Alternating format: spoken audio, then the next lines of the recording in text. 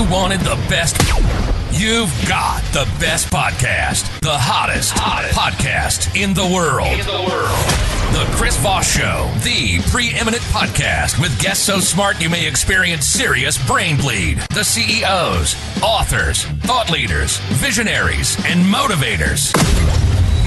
Get ready. Strap yourself in. Keep your hands, arms, and legs inside the vehicle at all times, because you're about to go on a monster education roller coaster with your brain.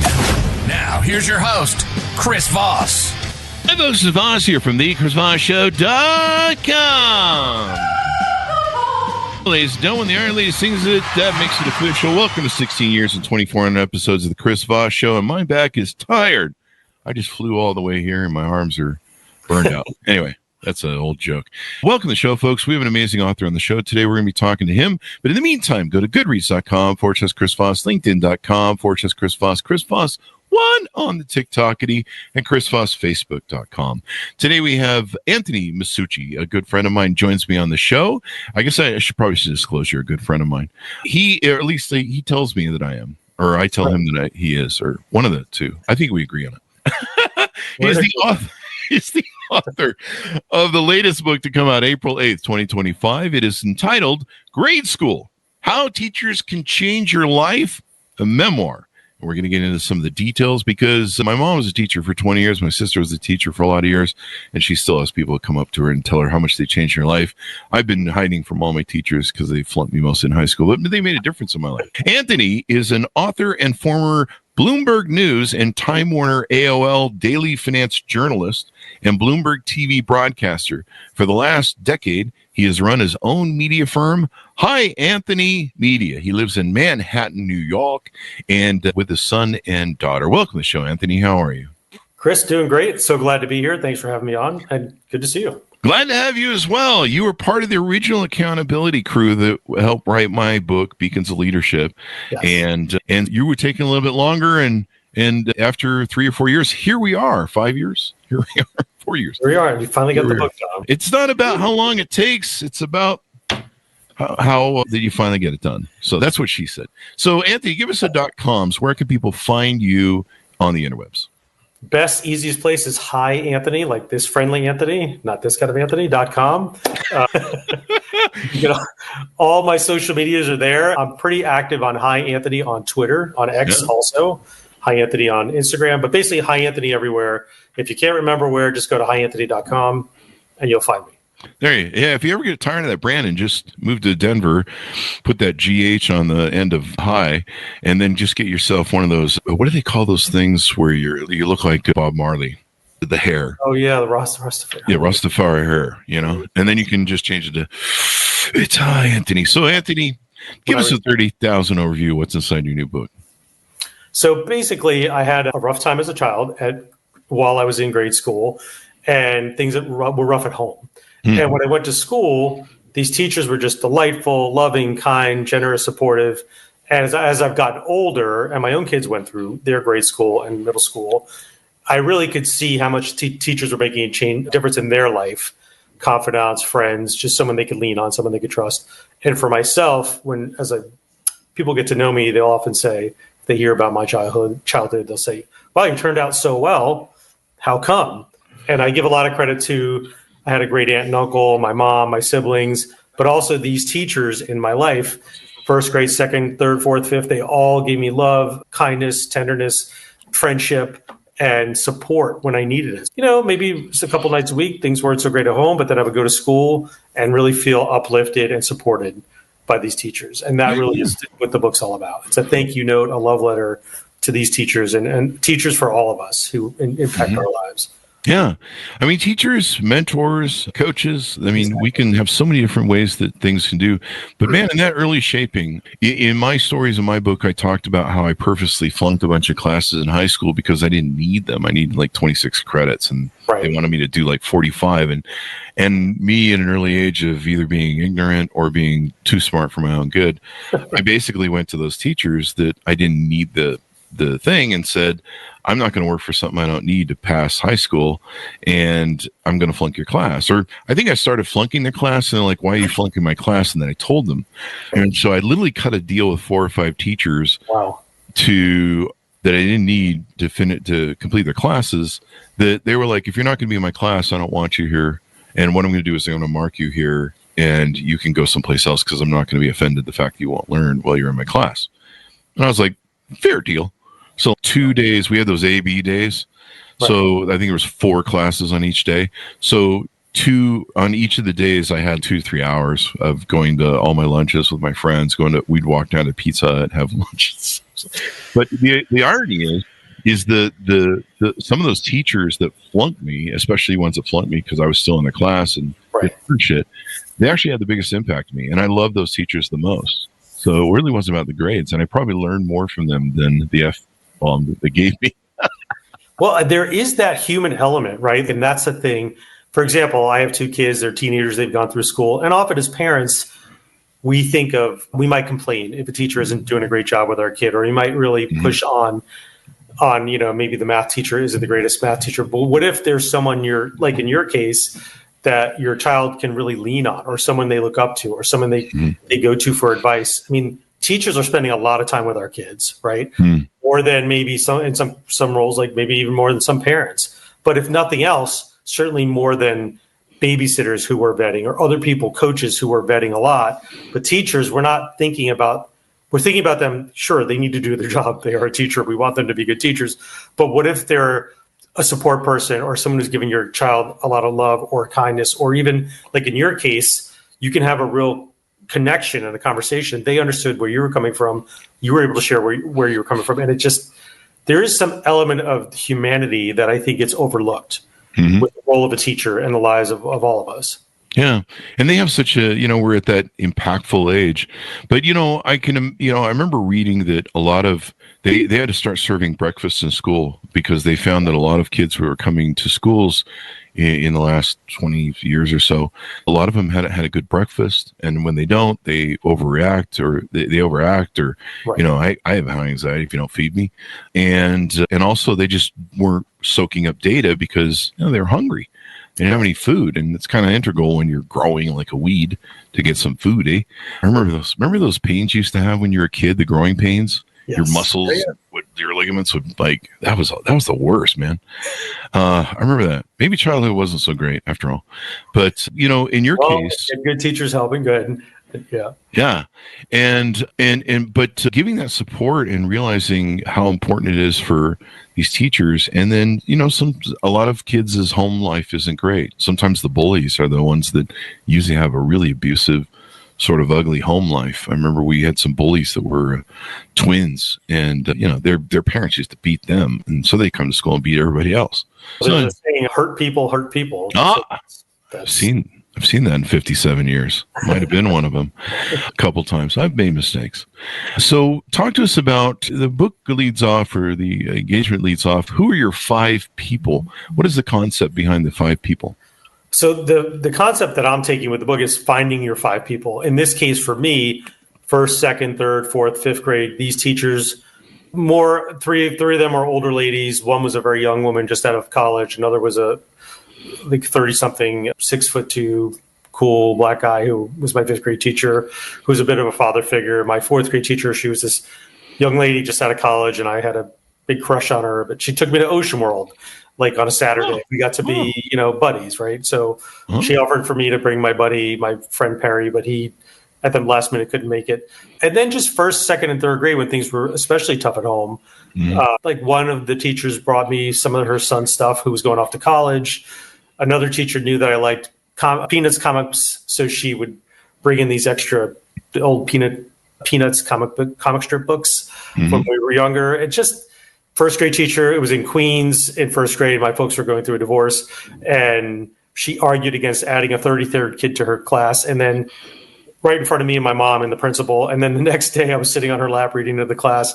2 days later, we were watching my favorite show. And it just, the story in this case, what I'm saying is these 5 people, whether they spoke to each other or not, independently, but together as a group, really gave me support at a time where it was super important for me to get support.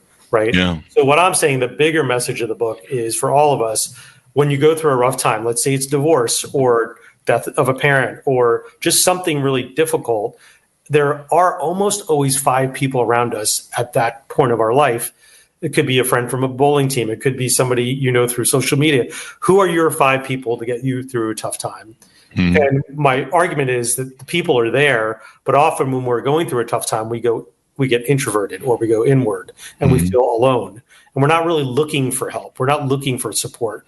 We're feeling maybe a little isolated because sometimes we're feeling sorry for ourselves or we're just mired in our pain, right? Mm-hmm. So what I'm saying is that those times when it's most sort of difficult, look for help. There is a support system out there. There are people who want to help, and the reward is in it for them. Mm-hmm. So people who are helping you, there's a gift in them helping you for that person who's helping. So you're almost, in a weird way, in a roundabout way, stealing from the person by not letting them help. So in this case, here I had these 5 amazing teachers, independent of each other, giving me help over a 5-year period, who wound up being my 5 people. And I think that we all have those support people in our lives. It's just, if hopefully people who read the book are then going to turn around and look for that, recognize, man, I'm going through a tough time.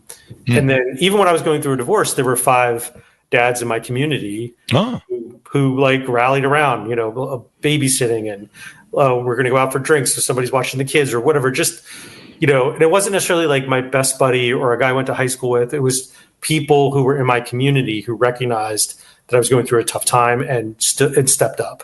It was just that is my theory. Besides what happened, which I think is a really good read, I wrote it like a novel. It's a memoir of my life as a kid, but I was a former journalist, so I wrote it in a way that it would be an interesting read, as if you were reading a novel with a beginning, a middle, and an end, an arc, a peak, so to speak, and hopefully an ending that you'll enjoy reading. But also the lesson, the takeaway is that there are support people in our lives, and just be able to recognize that when you need it the most. If it wasn't for these teachers, you would never have reached the pinnacle of your career getting on the Chris Voss Show. Exactly. There you go. Something like that. I'll write another book about that. So the power of support systems, I think that qualifies in there. Discovering how unexpected mentors can lift you up during difficult times. It's important to reach out too and have that circle. I mean, I've always believed in a social net, a social circle, having good friends around you. When people get isolated and they're going through dark times, bad things can happen. And, you turn to drugs or drinking or podcasting, all those evil things. And they say the less isolated, the better. And the more, obviously we all need to reflect sometimes, but be active, get in communities, the more you're out there doing things, the more likely you're going to get that support. Like for me, I was going to school every day, whether I liked it or not. Right. So luckily for me, there were support people there waiting for me. And I see with my own kids, they have a great supportive mom. They have me as a supportive dad, but there are definitely teachers who are integral and important in shaping them as, the amazing little people that they are, or, many adults at this point. But, and I even recognize that with my own kids, seeing that maybe there's a confidant or someone who they can trust that's just a different voice, a different ear, like with you telling these teachers, hey, here's what I'm doing. Did you tell your folks that you were doing this when you were going through high school and you took that strategy of not dialing into the classes? I'm sorry. You were asking me a question? Yeah, I was asking you, like when you were doing that with your high school teachers, when you made when you kind of cut those deals, did your folks know you were doing that? No. No. In fact, my mom found about it when she read the book. I had no idea what was going on with you as a kid. So that's what I mean. Like there's a certain element of, but you understood the dynamic and the connection, and you were able to create that something that worked for you and worked for them. That's the definition of I flunked a lot of classes. I wasn't that good a student, or I got like D minuses. I had ADHD really bad, OCD, ADHD. My teachers hated me because I would drum on the desk and do stuff because my brain was overactive. Right. But most of the teachers that gave me the worst grades were some of my most revered teachers. But I just somehow I was smart enough. I guess I was smart for a kid. Let's not push it, but we've seen the end result. As a kid, I was smart enough to recognize that the grades didn't matter. The grades weren't me. Right. And that what really mattered more was I learned. And to this day, content that I talk about in the show and history, the book Denial of Death, and psychiatry. I think I flunked or D- my way through that class in psychology. I still cite a lot of the data and keep it. And it's funny. And if I ever met any of those teachers, I would, give them a big hug and reach out to them and say, you're one of my favorite teachers. They'd probably be shocked. You're like, yes. I thought you were an They probably idiot. would be shocked. Yeah, they probably would be this day. I should have all my teachers on the show. Did you read to any of your teachers for the book? Or I did. I've actually been to school a few times. I even went most recently just this past week. And for privacy reasons, they're not allowed to give out the information. Yeah. But I haven't been able to connect with any of the 5. But I did put in the acknowledgement page on the back my name and my email for if anyone in the families of the teachers. That'd be cool. Book. That would be so great. And I would certainly interview them and have them on. The only problem is we're in our 50s, so most of our teachers have probably passed on. Yeah, I would say 4th and 5th grade teachers is true. I've thought of that. My 4th grade teacher she was 23 when I was 10. My 5th grade teacher was probably under 30 also. Yeah. 2 likely would still be. Yeah. We're next up on the docket, so there's not many left before us at this pace. Good thing we're getting the interview done today. Yeah.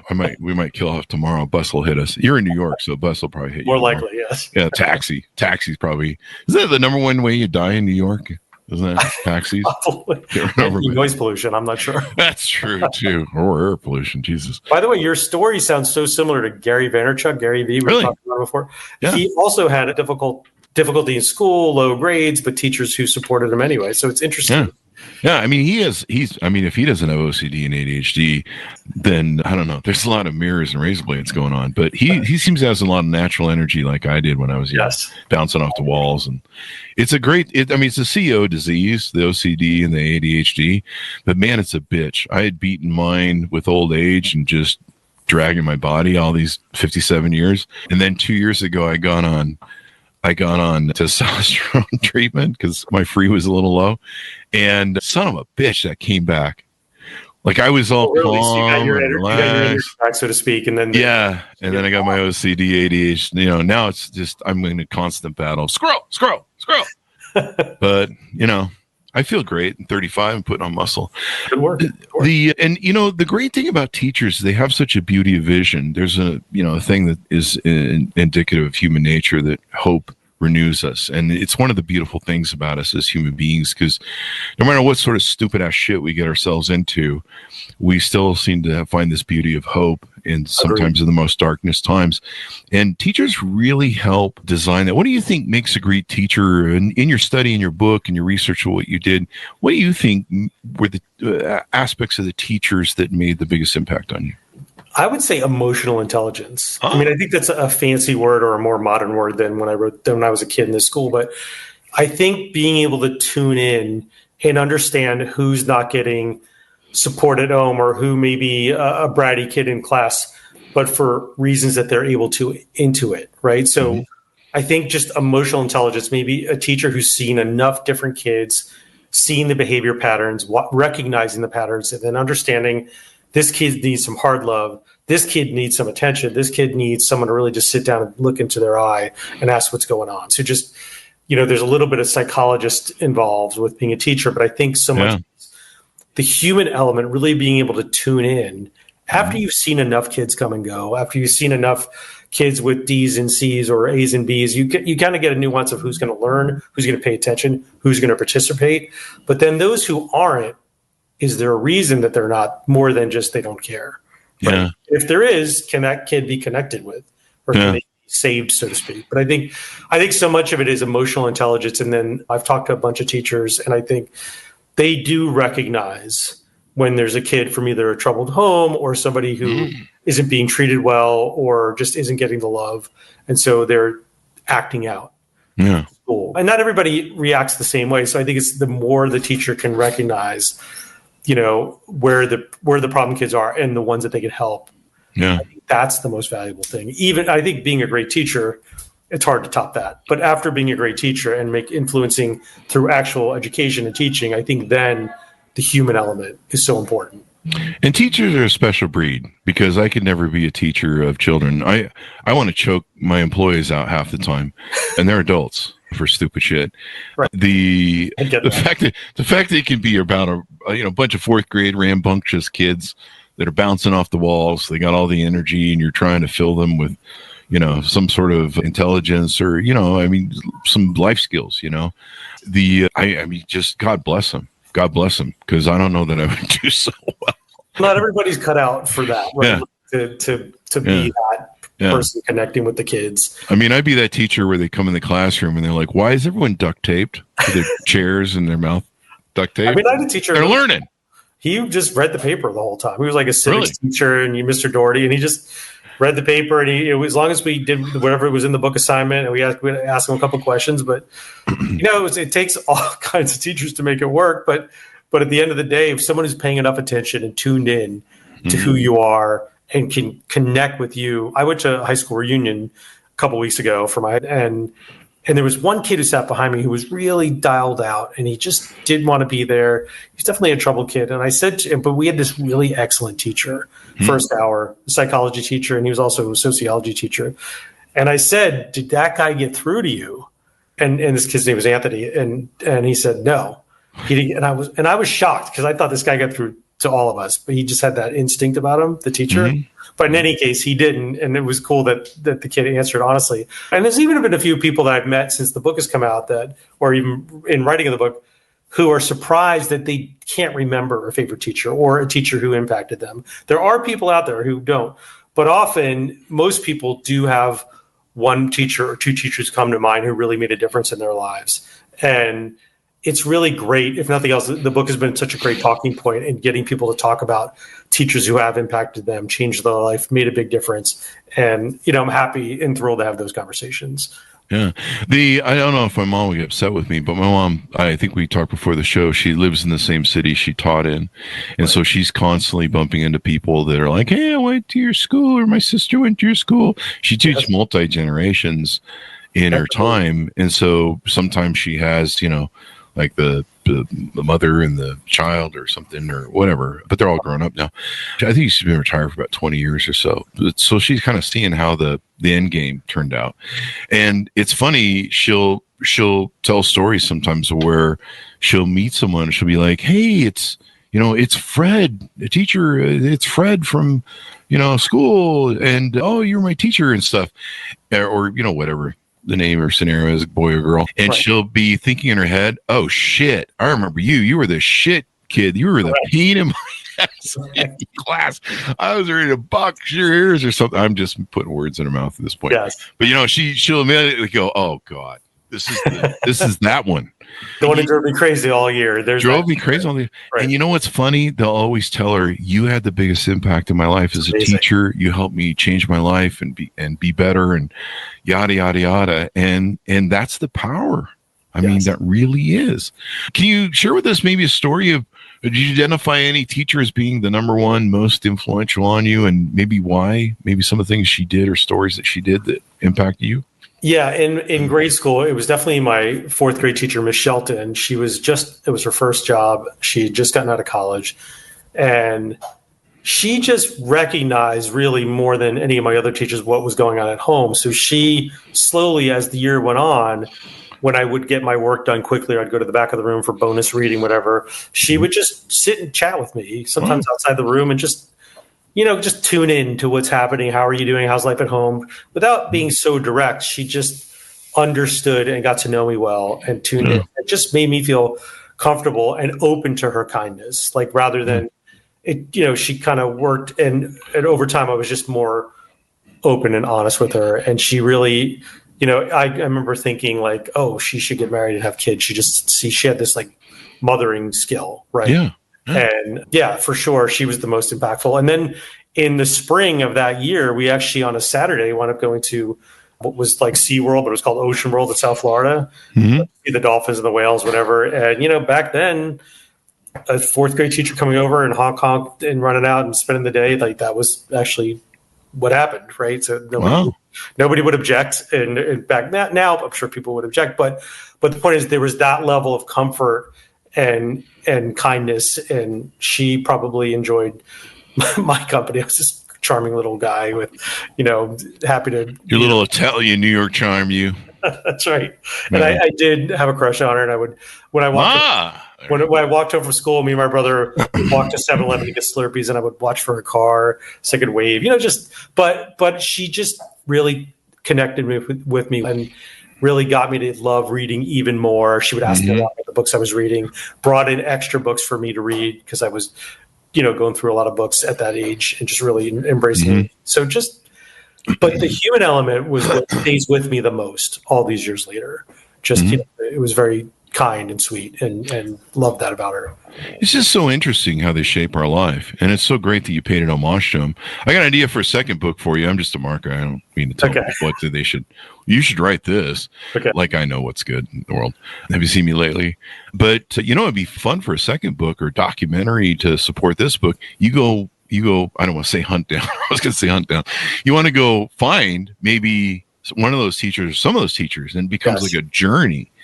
And maybe you can check DNA or whatever. I don't know. Documenting that journey would be and then you go find them, you interview them, and I don't know, might be good, might be awful. I don't know.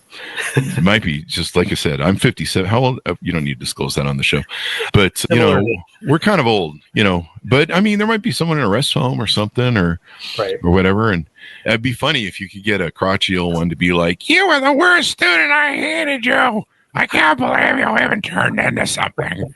That would be hilarious. There is one high school teacher that I would like to find, and I would that had a big impact also, and I'll see. So if I can find them, maybe there's a book there. So yeah, I had a math or English teacher. I can't remember which it was that had a lot of impact on me. He had a big paddle board that was about like this big. So it had a handle. It looked like one of those things you use for cutting board or something like that with a handle on it. And this thing was thick. It was like this thick. And to add terror to it, he drilled like 16, 18 holes in it. Wow. So when he would slam it on the desk, it would make even more sound. And what he would do is if you weren't paying attention or you're being a shithead, he would come slamming on the desk. And I remember looking at that going, that's an accident waiting to happen. And sure enough, he eventually got a kid's hand. And that was the end of that. But so, some teachers have more impact. That's the joke. The boom.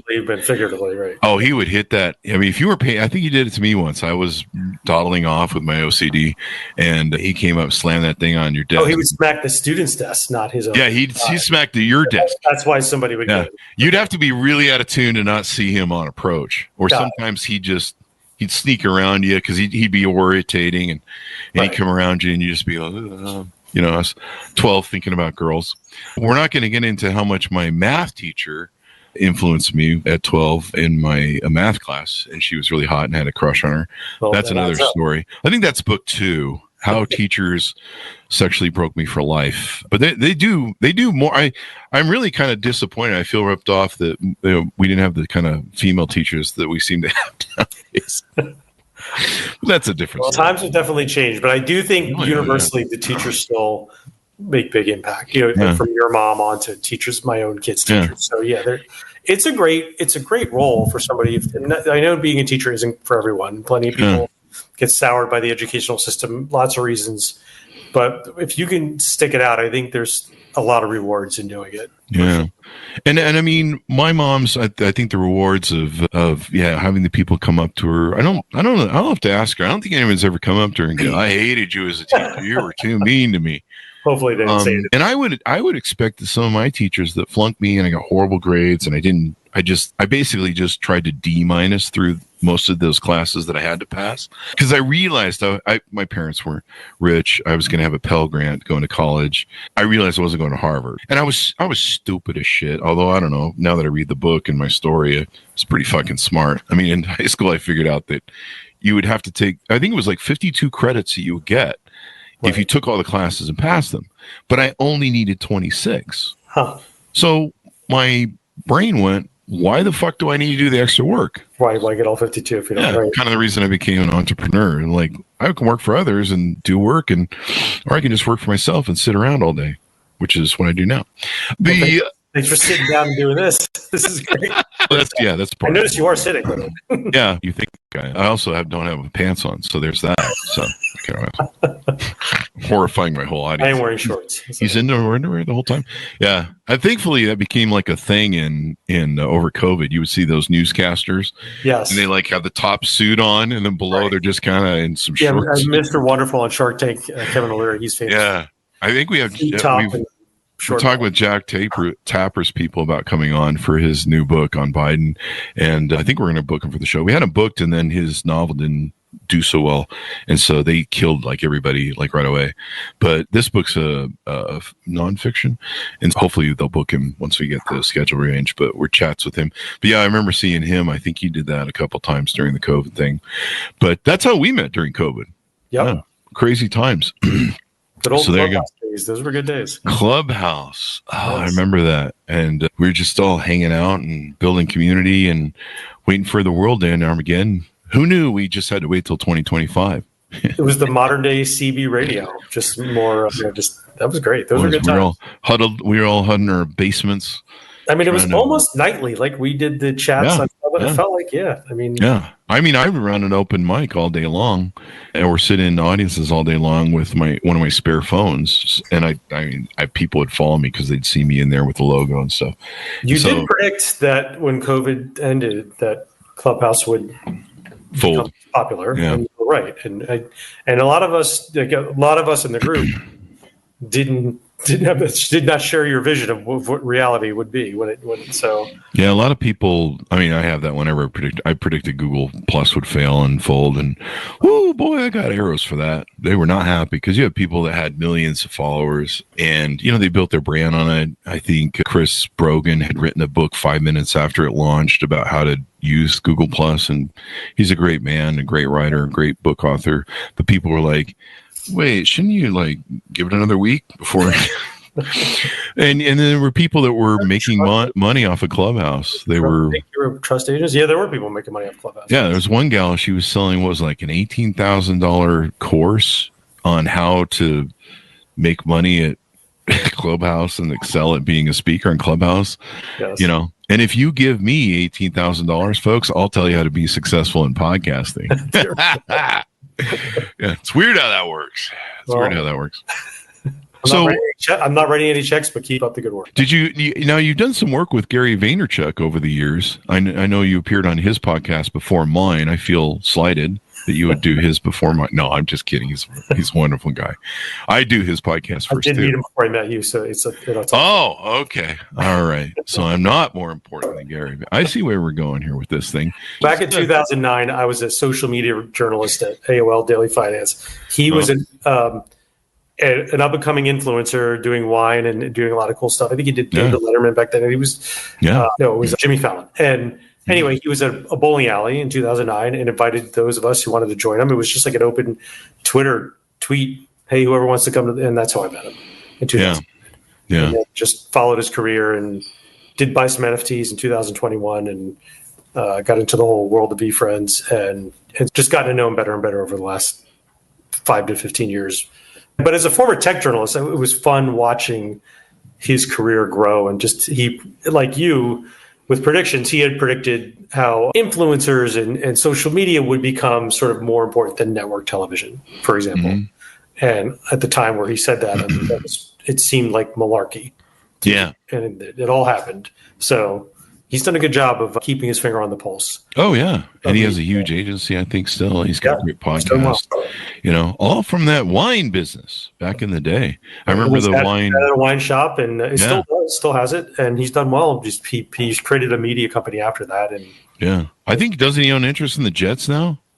He doesn't, but he would like to. I don't think he has. I don't think he has any. Probably a good investment. He wants to buy them one day. I mean, the way they're going, I mean, the Jets not getting any cheaper, but he's doing well. Yeah, that Aaron, what's his name? Aaron. Anyway, it's the guy from Green Bay who they hired. The poor Jets hired, and he had the first game. The new coach? No, the Aaron Rodgers. Aaron Rodgers. He goes and plays his first game, and he's out. Yeah, all that money. And he did play last year. They didn't have such a great year, but I'm a Dolphins fan, so I'm happy when the Jets. Yeah, that's true. That's true. The speaking of football teams that never go to the Super Bowl, but you guys had Marino, and then didn't Marino go to the Cowboys? He actually retired. He was thinking of the Vikings, but he didn't do it. But he retired in '99. My son is 17 and not a Dolphins fan because they've been pretty mediocre his whole life. Yeah, I'm a Raiders fan. His grandpa fan. is a Ravens fan, so he's Yeah. But they've been a pretty good team. I've been a Raiders fan, and the last 20, 25 years have been really hard. I think we're paying 3 ex-coaches now money, and we just hired a 4th coach. That really is. I mean, they might not have a bad year this year. They look Mr. Gruden, I mean, I think he's a funny dude, wonderful, horrible coach. Yes. Which is weird because he had some good stuff. But, maybe giving someone $100 million 10-year deal before they even hit the ground. They did that with a couple of the first round picks too, and they blew out. Yes. But what are you going to do? So what do you hope people come away with when they read your book? What do you hope the end game is maybe for them? I mean, I really hope that they come away with some hope more than them when they started the book. Mm-hmm. But I think mostly just recognizing that when things get tough, there are people just to understand, recognize, especially it's so tough when you're having a rough moment. Mm-hmm. So that's where I hope they take away the message of the book, so that when things do get tough in their life, they are open to seeing that there are people around them who want to help. Yeah. Reach out. Maybe they want to bring food. Maybe they want to take you out for breakfast or lunch, or maybe they just want to become a friend you can lean on. Just understanding that there are people, support systems, communities who are around you, and just being open to it. Mm-hmm. Rather than going in sort of a negative direction that's created, like spiraling negative. Instead, when things are feeling a little off, let somebody reach out to you and pull you up. Yeah. And as I said, there was a gift in it for that person too. So there's something there. Yeah. Yeah. One of the things about teachers too is we need to support them and give them extra love. My mom, when I was a kid, and probably when you were a kid, I remember one time we said something shitty to our teacher or something, or did something shitty in class. And man, I came home. I think my parents, they met with the teacher in the school. They came home and I was grounded, beaten severely. What? This was back in those days, people, they had corporal punishment, and we need to bring it back. Excuse me. So I've seen Gen Z and I'm not impressed. I tease the Gen Zers, but honestly, they made me call up my teacher on the phone. Apologize.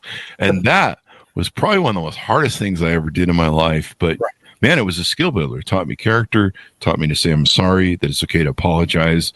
And it's important to be wrong. And boy, we sure could use that today. But, starting with Reagan's illiberalism to try and destroy schools and actually destroy free colleges back then that were prevalent. I watched my mother be under attack from Republican legislatures for most of her career, and her class sizes would double, they would triple. Yes. And so the work that she would have to put in was just enormous. And then there was this changeover of accountability where we moved from a masculine meritocracy to basically a matriarchy, and suddenly self-accountability was gone, and people would blame the teacher for why the student was acting out or being bad, or not the case. Yeah. They will get the blame. I mean, I think they're undervalued, underappreciated, certainly underpaid. But that's one of the reasons I wrote this book, is so that all those things would hopefully change. But if nothing else, to recognize that the teachers are present in the lives of our kids in a way that is even greater than being a teacher. Mm-hmm. This is a person who's out there, multiple teachers, coaches, who are spending time with our kids, hours and influence. It's all there. Mm-hmm. Yeah. So and I think that, yes, like any group, there are bad apples. Certainly, the world is not perfect, but there's so many of them making beautiful impacts in our lives and the lives of our kids. And if that's recognized even a little bit more, then I'm glad this is out there, and I'm glad it's helping them. So. Teachers don't do it for the money, man. They don't get paid a lot, especially nowadays. I mean, my mom had a great package compared to what teachers get. She has like a gold health retirement insurance thing that they don't give out to anymore to teachers. I mean, it's crazy. And I remember one time she called me and she's, I just got back from the craft store, spent $250 buying all this stuff, and I can't wait to set up what she's probably working on some art piece for Thanksgiving or, Christmas, some big setup, the kids always liked. And I remember saying to her, because, I'm used to running companies, and, anything I do, I expense, right? I'm expensing this right now. And she goes, no, they don't reimburse us for that. I'm like, what? 250, you're spending 250 every month? Right. And I mean, imagine it varied, but she was spending her own bloody money on top of it. I heard that story from even my niece who lives in New Jersey. Similar. Yeah, there's a lot of, but I think you're right. The teachers really do it for the love, and I think they are connecting with the kids, and they are connecting with, and that's why they're more emotionally willing to participate with our kids or just spend their own money for the better of the class, that kind of thing, right? Mm-hmm. So, and I'm sure there's giant rewards for the teachers too, but yeah, I think for me, the more we can recognize what they're doing and give them and give them love and support, and maybe if they get paid a few more bucks, even better. Yeah, let's let the Pentagon have a bake sale to raise funds for a Learjet, whatever, I don't know, F-35. Let's give the money to the kids. But you kind of see how the dissolving and delusion of education has really impacted us, taking away civics. We see it with young boys taking away recess. They've got all this bottled up energy. There's a lot of conversation on the show about that, but we need to celebrate teachers more and the contributions they give. And the one thing you kind of go through life with, and you hope that when you come to the other side, you will you'll make a difference in life. When you get to the end of the road, you can say you change people's lives. That's part of the reason I do the podcast. People are like, you fucked up my life with your stupid ass shit. And I'm like, I'm sorry. The reason I wrote the book, I get it. Yes, to make an impact. We give something and leave the world hopefully a better place than we came, which we'll probably have for you, but not for me, because people have seen me. And the judge says I can't do the things I'm doing anymore. So I'll get my 6 ankle bracelet off next week. So I'll be down to 5. Yeah. It's like a Christmas tree when it lights up and beeps. It's scary. Just don't go swimming in it, because at 5 you get shocked. But maybe that's the purpose. I'll learn my lesson one of these days. Anything more we want to talk about? Anything you're working on? Maybe a second book or a future book? Or we'll see on a second book. I just wrapped up this week the audiobook of this. So that's right. Yeah. So with the studio here in New York, working with a great team of people. It's a lot of fun to do it, and so it'll be hardcover, paperback, audiobook, ebook, the whole gamut. The whole gambit. Give them. You know what? It's a great end of year gift for teachers. Oh, give one to your teacher. Yeah, I love that idea. Tell them how much you appreciate it. Maybe you could go read this in some classes. And I've been invited to schools, and they want me to go inspire them. And I of course, sadly, the teacher kicks me out and goes, "You're they don't need to learn how to spend less money at Spearmint Rhino. Knock it off." But so I've been there, and so I've shared my stories of being a business and starting a business thing, and answered their questions. And maybe it'd be good for you. You could go do some school readings. And I don't think schools have libraries anymore like we used to have when we were kids. Do they? They do, and I've donated some books to libraries, and I'm actually a couple of readings at schools. So yes, it's all happening. It's coming together, and I think it's getting good momentum, and I'm enjoying. It's opening some doors, and I think mostly just more people are able to hear the message. And and I'm thinking maybe I should do a book on my school years, only I should profile the teachers who were the worst. I put the math guy with the brick, the spanker thing. And then, here's the impact teachers make. I remember when I went into my first, I was a kind of a moody young teenager, but I went into my driver's school class, and it was this really old, salty barker of a man who belligerently and first day just dumped on us and said, "You're probably not going to pass this fucking class. You need to do all this shit." And he was so negative, it destroyed me to the point that I basically rebelled against him, and I went, "Fuck you! I'm not going to fucking take or pass your stupid driving school class," which is pretty stupid because you're trying to get your driver's license. But I was so angry and resentful every time I would go in his class about how negative and dark he had been on the opening day that I just couldn't give it up. And I had to take the class the second time, which was even more painful. But I hated every moment and just want to punch him in the face. Don't do that to your teacher, folks. That's where the 5th ankle bracelet is from. Don't do violence, folks, ever. When I was in 11th grade, we had an auditorium with so the journalism students all went in, and there was a guy who was a journalist for the Miami Herald. Mm-hmm. Long story short, he hated journalism, told everyone not to do it. He even might have been drunk. Like, he was so off the reservation. But I remember walking away from that presentation by somebody who was basically pooping on what I was planning to do. And I did go into journalism and did well. And I thought, this guy just is in the wrong job. Yeah. He's just not, it didn't mean I shouldn't do it. It just meant he shouldn't be doing it. And I recognized that from the context of the conversation. So it actually made me more dialed into becoming a journalist. But lessons you learn from even the bad teachers. Correct. Yeah. The guy, you can go up to him and be like, you changed my life because you're an asshole, which is pretty much the emails I get on the show. And that's usually when I get the rejection after first dates is you're an asshole. But, we had a great dinner. It was a great steak. I look forward to the dating book. I'll read it. Yeah, it's going to be a doozy. So thank you very much, Anthony, for coming on. It was wonderful to catch up with you. Give us your .coms as we go out. Yes, hyanthony.com. I will point you in all the right directions, but I'm pretty active on Twitter, Hi Anthony on X, Hi Anthony on Instagram, and Hi Anthony Book. Also on Instagram. So there are all fun places. HI, folks, for those of you who are friendly Anthony. Those of you who are in the Cheech and Chong department a little too much, smoking the doobie. They have a final movie or something. They say it's the final movie or something. Yeah, I met Chong a few years ago. He had a book. Have you really? He had a book tour. It was great. I read it, bought it, got the autographed it, the whole bit. I used to do Cheech, I think. I used to do Cheech back in the day. Dave's not here, but I can't do it now, clearly. But yeah, I grew up, I think I was 12 when I got bad idea. My first album from Cheech and Chong, or 10 or 12, something like that. Comedy albums, that's a dying thing. Those of you Gen Z can Google what album means. And I wish I'd saved them all because Jesus Christ, LPs never went away. I just paid like $500 for a box set for Rush. And then there's a Metallica one coming out for several $100s. And I'm like, what the hell is going on? I bought these records like 40 years ago. And I think that newspapers and magazines will have a similar renaissance in the future where if you're holding a New York Times Sunday paper, maybe you'll pay $20 or $50 and there'll be like a certain, it'll be like a status symbol.